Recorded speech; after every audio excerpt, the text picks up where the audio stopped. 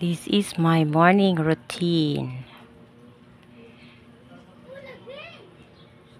Didiligan yung mga halaman, tapos ilagay sa bintana para maarawan naman sila, para hindi parang nagluta tayon, para hindi sila mamumutla.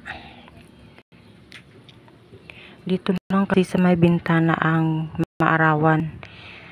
Kasi pag hindi ko sila inilagay dyan, yung alocasia ko, namumuti yung ano niya, yung stalk ba.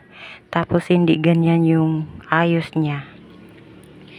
Kaya nilagay ko dyan sa umaga. See? Diba? Yung iba nasa likuran.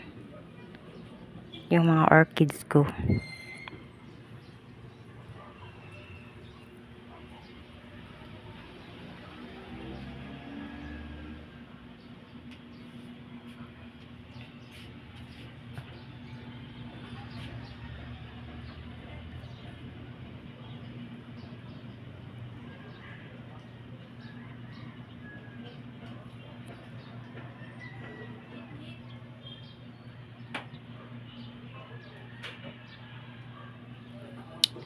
Nilagyan ko ng itlog or shell, egg shell para calcium.